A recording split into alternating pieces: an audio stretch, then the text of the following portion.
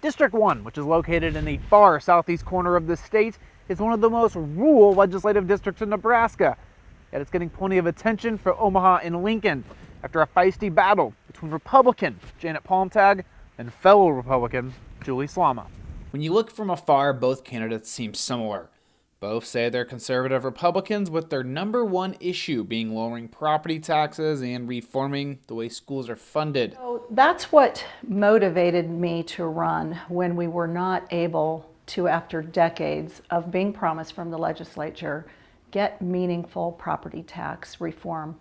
So for me, reforming that formula so that it's fair for all students, whether you live in Pawnee City or Papillion, is the key to getting that structural property tax relief.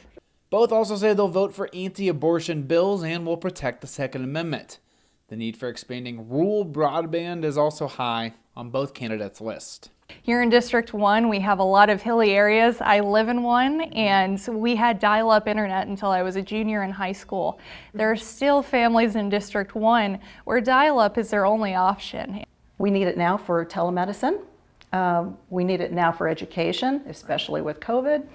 But our small rural businesses depend on it. Despite their agreements and some of Slama's votes to lower property taxes, expand broadband, and to ban dismemberment abortion, Palmtag thinks it's time for a change. Well, I think people are looking for someone they can trust. I think that they're looking for someone with some ethics, some values, and some moral grounding. Slama says Palmtag, who's endorsed by Congressman Jeff Fortenberry and former Governor Dave Heineman, is no conservative. My opponent has some very liberal views that both myself and the Nebraska Republican Party have raised concerns about. Those concerns have been raised in a series of mailers from the Nebraska GOP, including this one, which puts Palmtag next to Senator Ernie Chambers, criticizing her for being against a raise for prison director Scott Frakes. That is something we all, as taxpayers, should be questioning. That, along with many other negative pieces that went out in the primary, were really hurtful